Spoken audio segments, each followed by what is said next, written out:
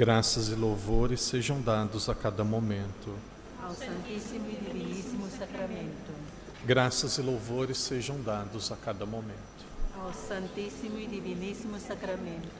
Graças e louvores sejam dados a cada momento. Ao Santíssimo e Diviníssimo Sacramento.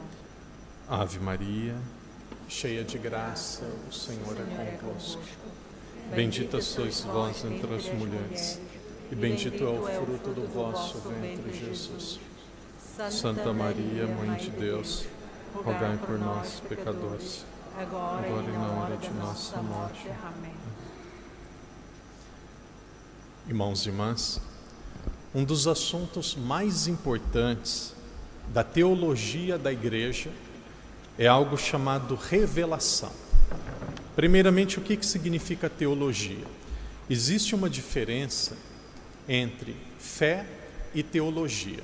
E a diferença entre fé e teologia é uma diferença muito simples. Fé é o conteúdo, é aquilo que nós acreditamos, é o texto. Agora, a teologia é a explicação. A teologia é a explicação. A teologia é como se fosse o conteúdo sendo traduzido em palavras e reflexões que são compreendidas por cada um de nós. Então, nós temos a fé. A matéria principal da fé é aquilo que nós temos no credo, e depois nós temos a reflexão sobre a fé. Nós temos uma reflexão que é um pouco mais simples, que é a catequese, que é a transmissão daquilo que nós acreditamos. A fé é a transmissão, e depois nós podemos dar um passo além, refletir sobre aquilo que nós acreditamos. A reflexão sobre o conteúdo da nossa fé é a teologia. Vocês sabem disso. Um jovem, para ser padre, ele precisa, no mínimo, estudar filosofia e teologia. As duas faculdades são aproximadamente 7 anos. E um dos temas principais da teologia, da reflexão da nossa fé, é algo chamado revelação.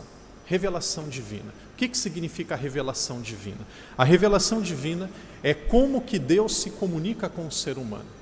Como que Deus se deixa conhecer. Como que Deus se transmite a cada um de nós. A revelação divina, ela começou na criação.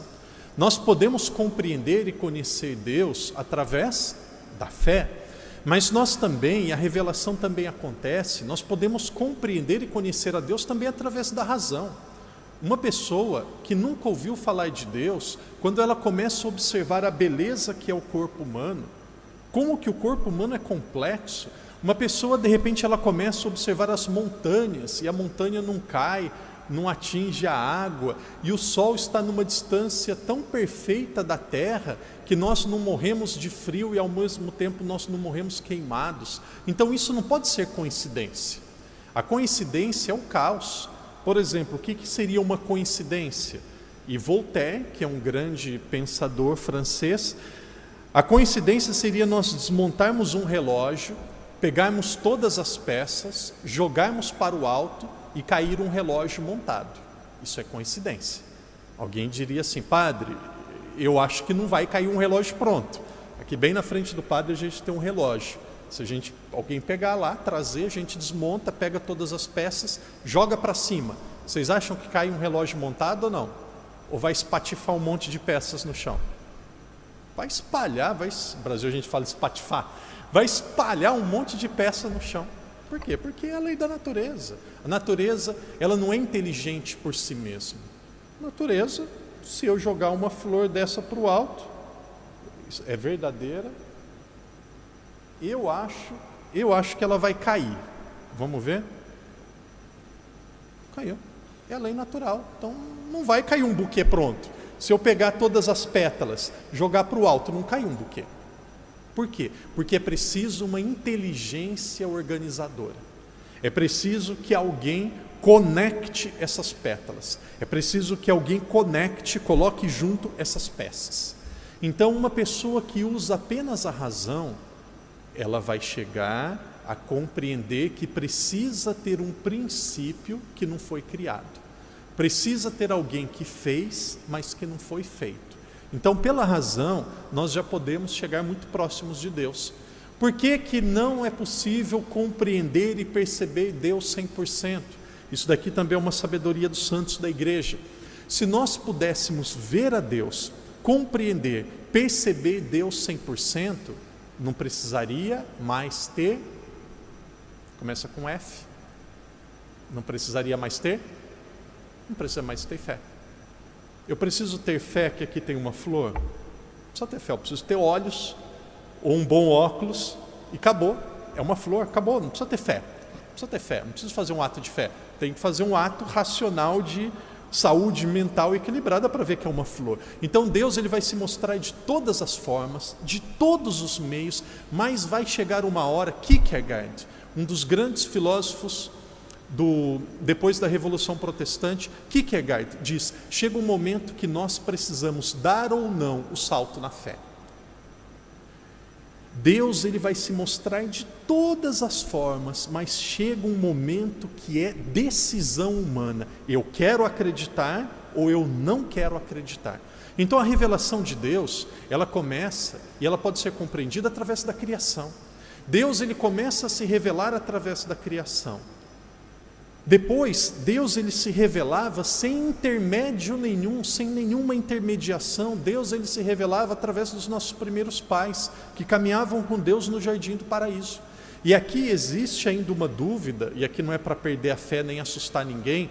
A igreja não diz se no começo do mundo, Adão e Eva era um casal, ou Adão e Eva eram vários casais. Adam significa humano masculino, Eva significa mulher. Pode ser que Adão e Eva, isso daqui não é para atrapalhar a fé e confundir a fé de vocês, é para ajudar, é para ver que a fé é algo inteligente. Pode ser que no começo existia um homem e uma mulher em um determinado local do mundo, e eles foram gerando, e aí depois filho teve que ficar com filho para ter outros filhos e a humanidade continuar. Como pode ser que Deus ele colocou casais em diferentes lugares do mundo? Pode ser que havia um casal na Ásia Menor, outro na África, ou diferentes casais em diferentes lugares. E aí muitos vão dizer assim, padre, lá na escola o meu filho, a minha filha, o meu neto, a minha neta, eles aprendem que o homem veio do macaco. E aí, pessoal, fica com o cabelo em pé. Padre, é verdade ou mentira? É verdade e mentira. Padre do céu, eu vou ter que, a homilia, a reflexão está sendo gravada. Padre, eu vou ter que pegar a homilia, a reflexão depois e mostrar para o bispo, porque não é possível o padre continuar em Macau depois disso. Onde já se viu o padre falar que sim, que não? Isso é um absurdo, padre. Onde já se viu? Cadê a fé do padre? Então nós vamos, e aqui João Paulo II. João Paulo II ele criou uma congregação, um grupo no Vaticano para os cientistas. Então tem uma congregação não é congregação de padres e freiras, é como se fosse um ministério, como tem a congregação para a defesa da doutrina da fé, tem a congregação para a missão. Então congregação é um ministério, na igreja tem vários, não é ministro da palavra, na igreja tem os ministérios e cada ministério é presidido por um cardeal. Então tem o ministério da liturgia, tem o da doutrina da fé e tem também o da ciência, dos cientistas. Então a igreja tem cientistas.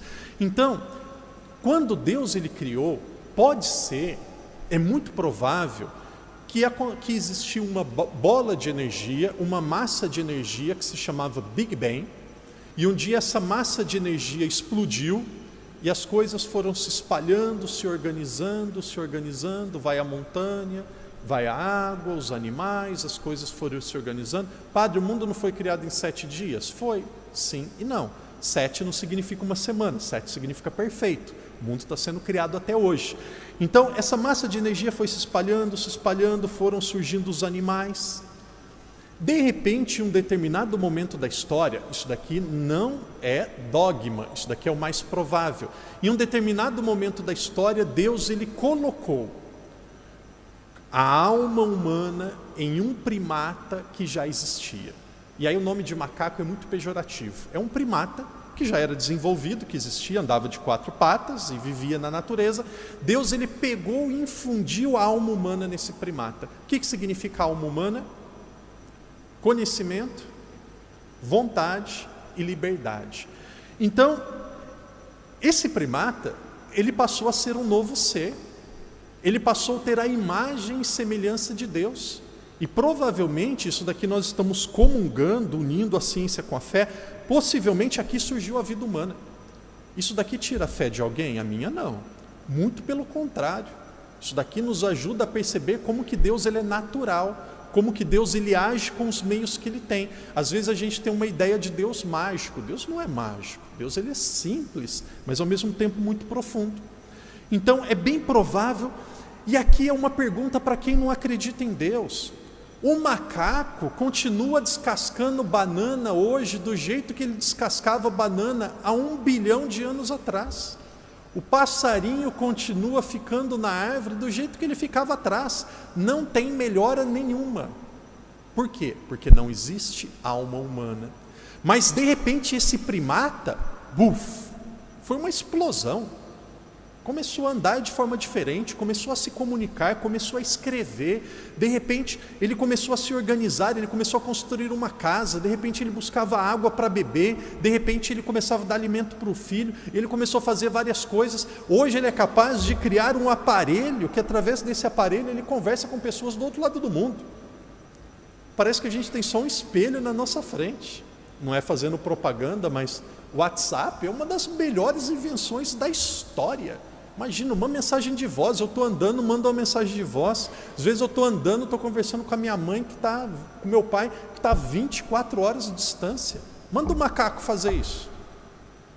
Vocês acham que daqui 3 bilhões de anos um chimpanzé vai conseguir fazer isso? Pode escrever, não vai. Por que não vai? Porque não tem a alma humana. Não tem conhecimento, não tem vontade e não tem liberdade. Padre, e a Bíblia que diz que Deus pegou o barro, amassou o barro e dali ele fez o ser humano. É verdade? É verdade. É verdade o que a Bíblia diz, mas não como nós compreendemos. Isso daqui são os meios que eles tiveram para explicar. Então nós não acreditamos no evolucionismo. Evolucionismo é como se tudo surgisse de repente. Darwin diz isso, tudo surgiu de repente, tudo foi se organizando e tudo foi procriando e as coisas foram surgindo e foram evoluindo do jeito que a gente tem hoje. Não, o ser humano ele não é explicável por ele mesmo. O ser humano ele não é explicado apenas pela natureza. O ser humano não é explicado apenas pela coincidência. Tem que ter alguém mais inteligente para fazer o menos inteligente existir e viver. Então ali nós acreditamos que ali tem um dedo especial. E no começo, seja um casal, sejam vários casais, no começo havia uma comunhão, uma intimidade, uma proximidade tão grande com Deus. E aqui a teologia da igreja, alguns teólogos às vezes dizem, não existe pecado original, isso daqui é conversa do passado. Não, o ser humano ele estava em profunda comunhão com Deus. Essa comunhão foi pecada através da livre decisão do ser humano de se afastar com Deus. E ali começa uma nova fase na história, que Deus ele continua se revelando ao ser humano, e ele se revela através de um povo. Qual que é o nome desse povo? Nós chamamos esse povo de Israel.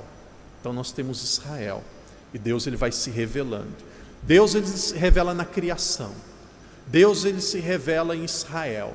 Mas existe um momento na história que a revelação de Deus ela chega ao ápice. Existe um momento na história que a revelação de Deus ela chega no cume. Existe um momento que a revelação de Deus tira todo o véu.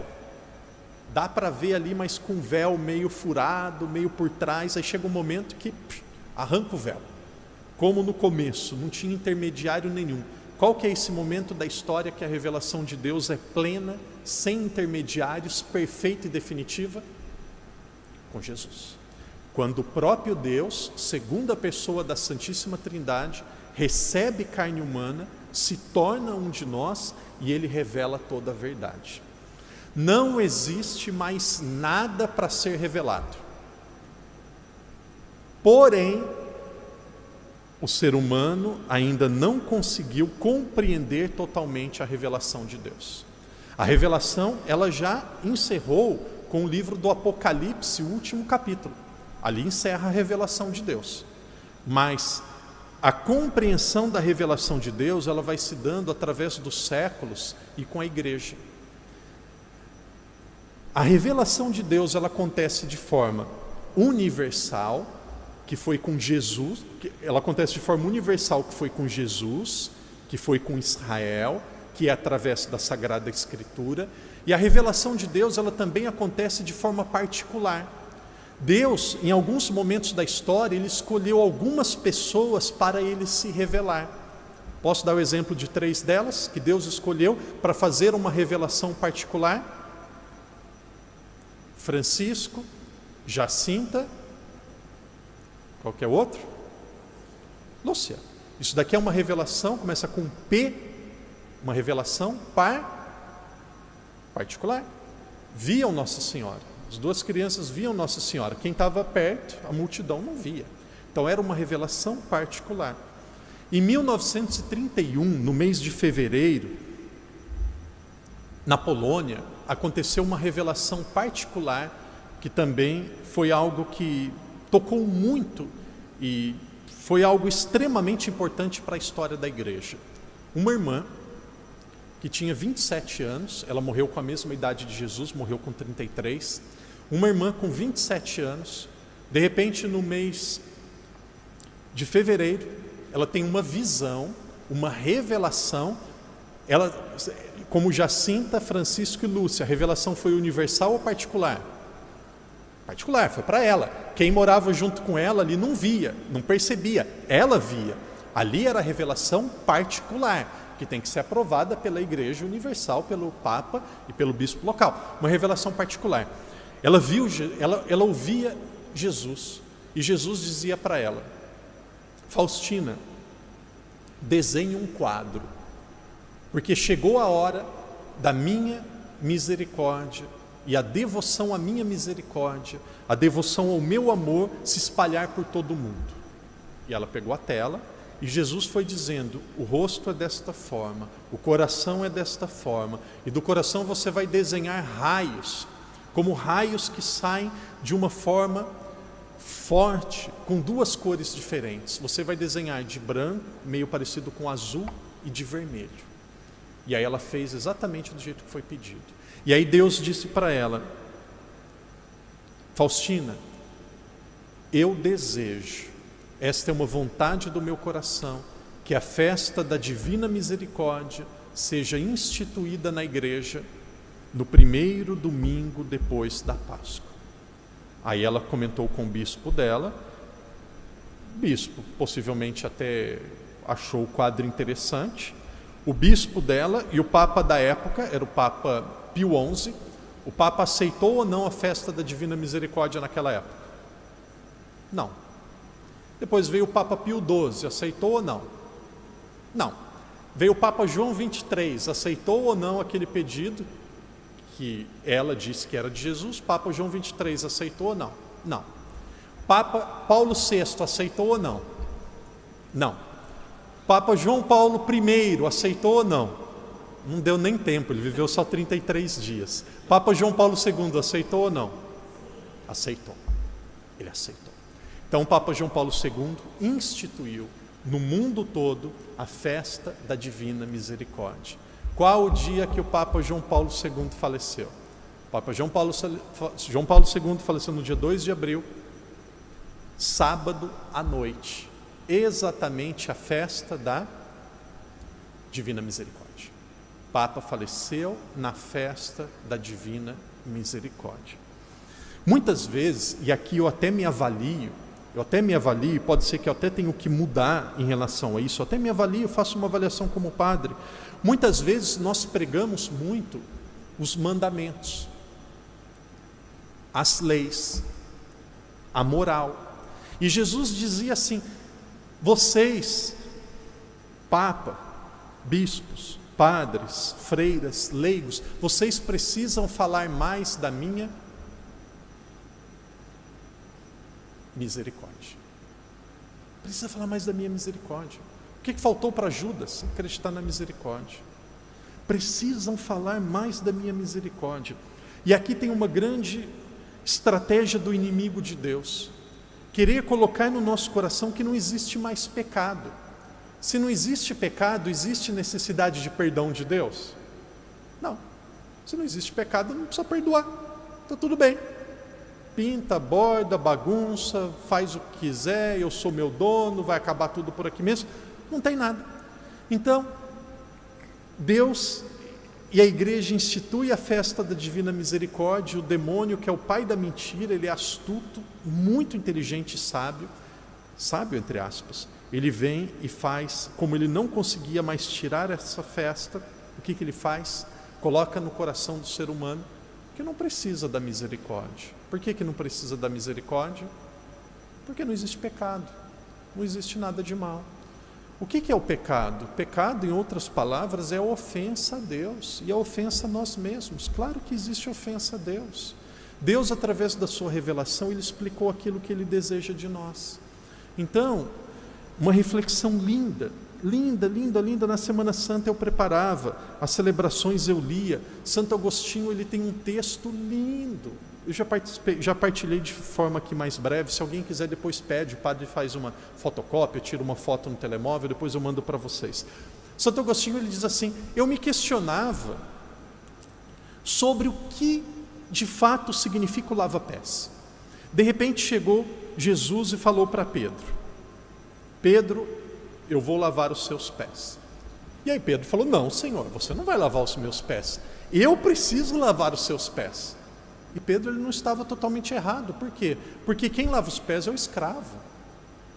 O dono da casa, o chefe, ele chegava, o escravo lavava os pés, e aí eles tomavam a refeição, ou o dono tomava a refeição. Então Pedro, ele foi normal, ele foi humilde. Não, Senhor, eu lavo os teus pés. Não, Pedro, se você não lavar os primeiro erro de Pedro. Aí ele falou: não, Pedro, primeiro não. Não, Pedro, se eu não lavar os teus pés, você não vai ter parte comigo. Você não vai poder tomar refeição comigo. Você não vai poder ser meu discípulo. Ô Senhor, que isso? Eu quero ser seu discípulo. Então não lava só os pés, lava tudo. Não, Pedro. A segunda vez. Pedro deve ter pensado: oh meu Deus, o que eu falo está errado.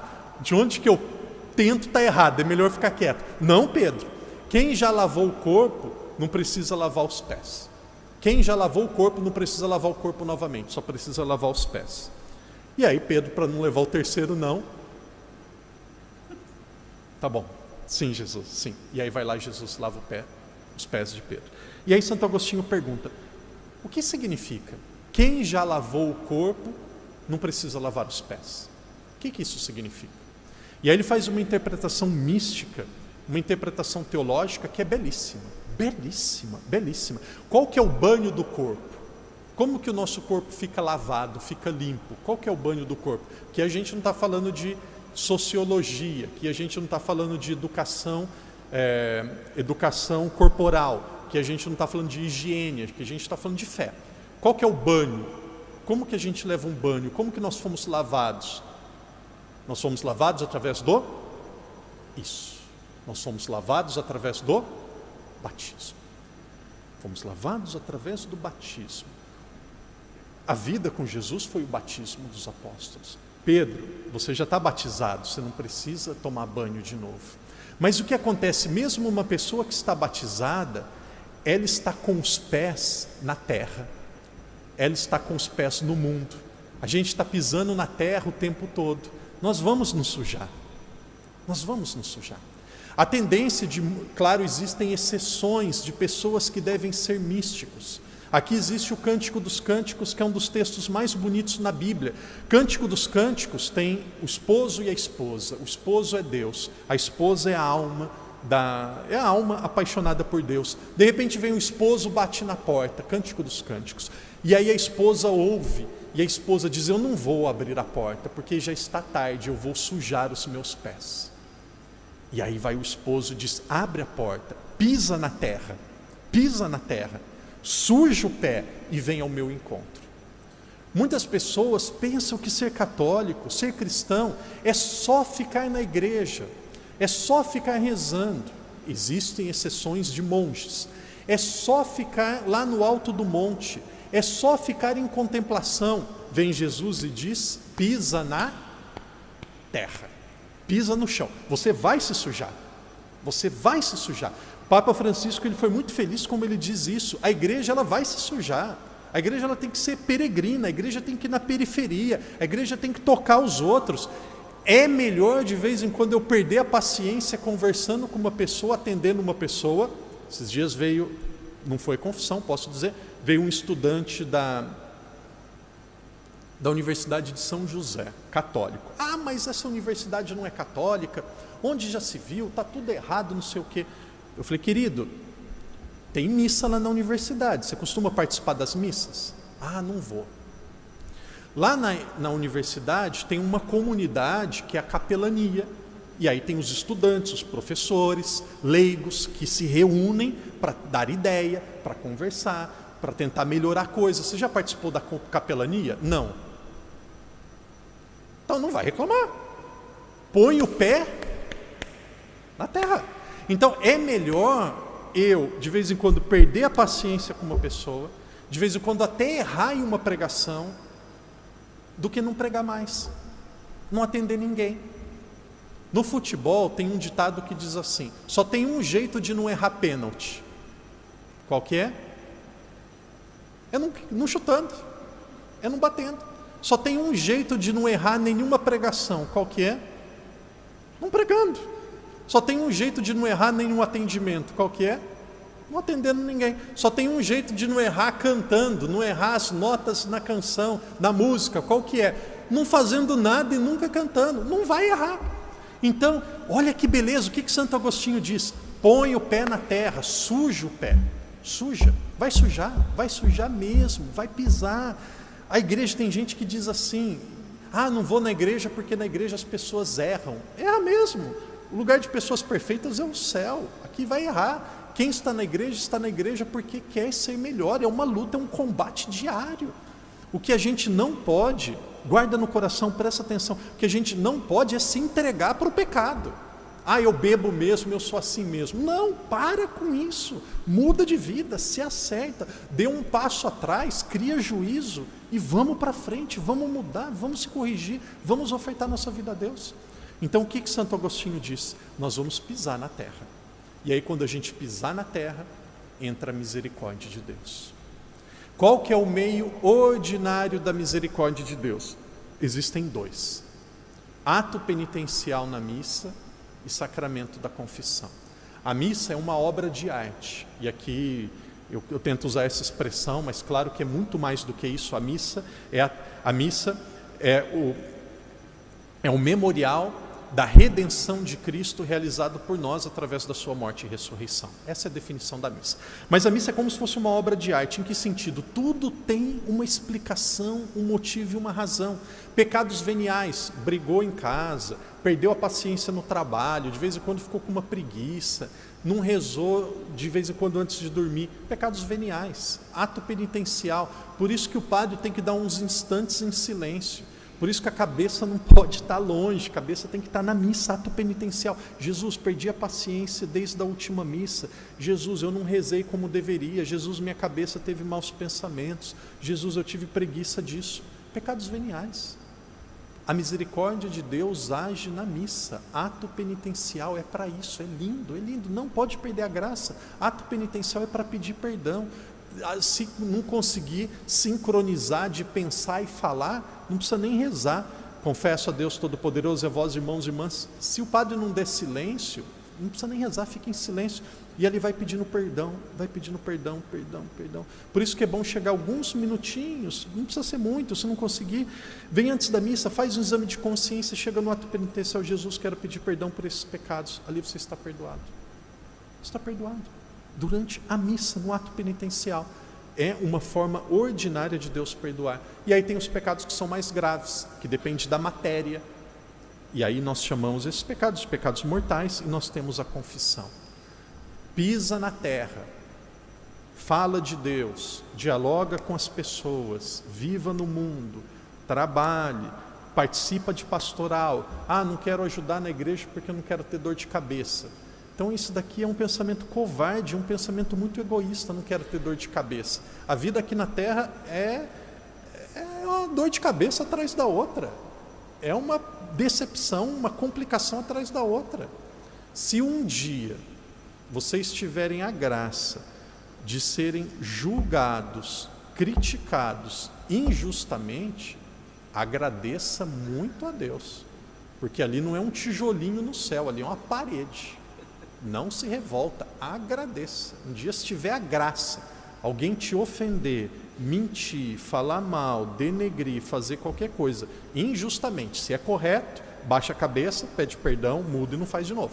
Agora, se foi errado, se foi injustamente, agradeça demais a Deus. Ali você está ganhando uma parede e o telhado no céu.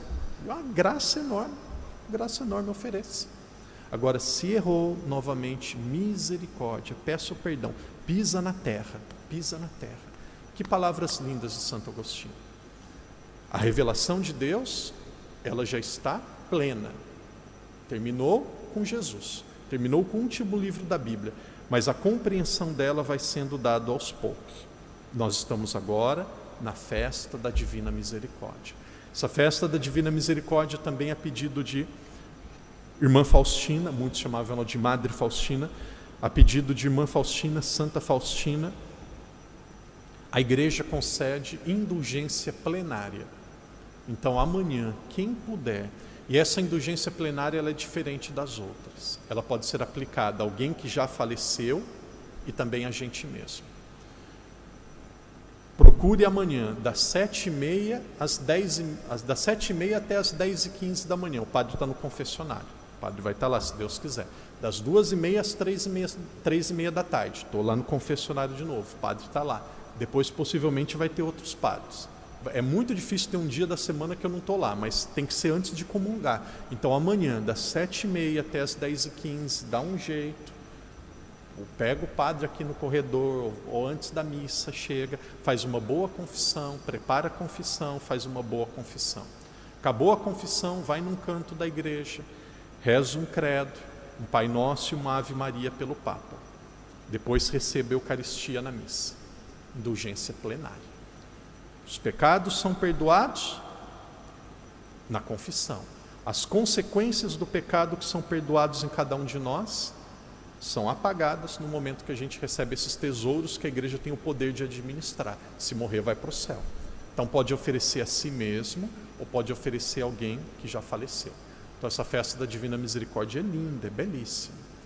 Nós já estamos encerrando a reflexão. Eu, como padre, vou dar a bênção, vou para casa, vou jantar, vou rezar, fazer as minhas coisas e vou descansar. Eu vou feliz. Como que é bonito a gente conhecer a nossa fé.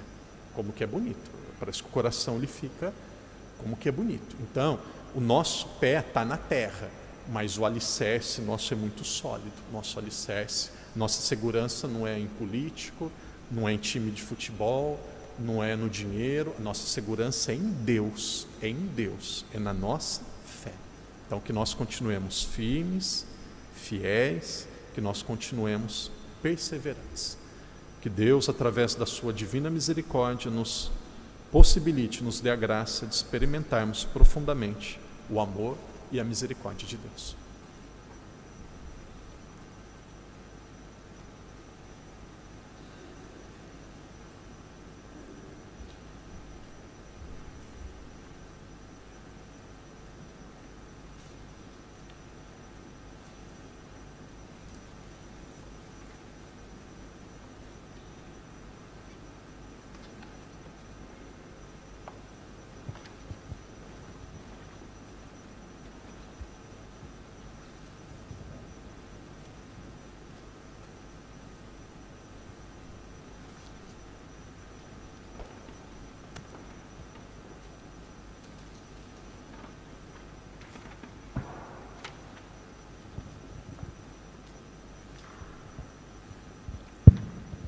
Cantemos o tão sublime sacramento.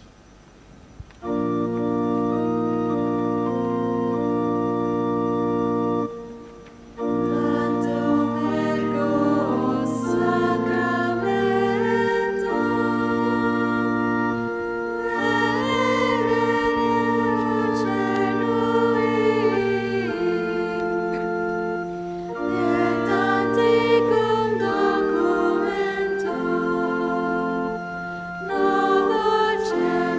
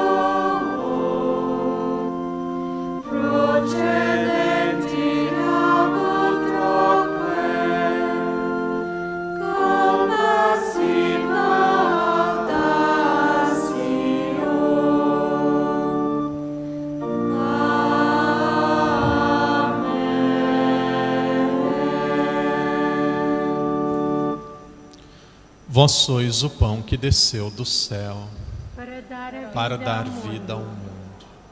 Oremos. Senhor Jesus Cristo, que neste admirável sacramento nos deixastes o memorial da vossa paixão, concedei-nos a graça de venerar de tal modo os mistérios do vosso corpo e sangue, que sintamos continuamente os frutos da vossa redenção. Vós que sois Deus com o Pai, na unidade do Espírito Santo. Amém.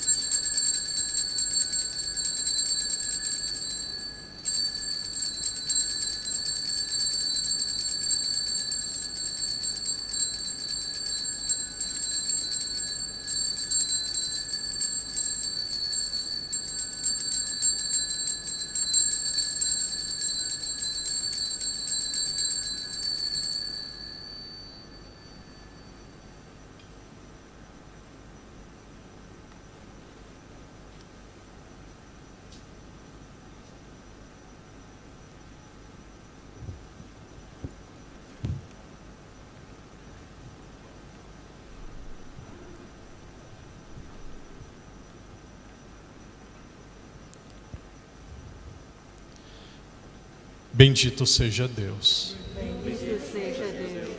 Bendito o seu santo nome. Bendito o seu santo nome. Bendito Jesus Cristo, verdadeiro Deus e verdadeiro homem. Bendito Jesus Cristo, verdadeiro Deus e verdadeiro homem. Bendito o nome de Jesus. Bendito o nome de Jesus. Bendito o seu sacratíssimo coração. Bendito o seu sacratíssimo coração. Bendito o seu preciosíssimo sangue. Bendito o seu preciosíssimo sangue. Bendito Jesus Cristo no Santíssimo Sacramento do altar. Bendito Jesus Cristo no Santíssimo Sacramento do altar. Bendito o Espírito Santo Paráclito. Bendito o Espírito Santo Paráclito. Bendita a excelsa Mãe de Deus, Maria Santíssima. Bendita a excelsa Mãe de Deus, Maria Santíssima. Bendita a sua Santa Imaculada Conceição. Bendita a sua Santa e Imaculada Conceição. Bendita a sua gloriosa Assunção. Bendita a sua gloriosa Assunção. Bendito o nome de Maria, Virgem e Mãe. Bendito o nome de Maria, Virgem e Mãe. Bendito São José, seu castíssimo esposo. Bendito São José, seu castíssimo esposo. Bendito Deus nos seus anjos e nos seus santos. Bendito Deus nos seus anjos e nos seus santos. Amém. Amém. Pelas intenções do Santo Padre o Papa, pelo nosso Bispo diocesano, pelas autoridades legitimamente constituídas, pelo nosso pároco, pela santificação do clero e das famílias, rezemos como o Senhor nos ensinou. Pai nosso, que estais nos céus, santificado seja o vosso nome. Venha a nós o vosso reino. Seja feita a vossa vontade, assim na terra como no céu. O pão nosso de cada dia nos dai hoje. Perdoai-nos as nossas ofensas, assim como nós perdoamos a quem nos tem ofendido. E não nos deixeis cair em tentação, mas livrai-nos do mal. Ave Maria, cheia de graça, o Senhor é convosco. Bendita sois vós entre as mulheres, e bendito é o fruto do vosso ventre, Jesus. Santa Maria, Mãe de Deus, rogai por nós, pecadores, agora e na hora de nossa morte. Amém. Glória ao Pai, ao Filho e ao Espírito Santo.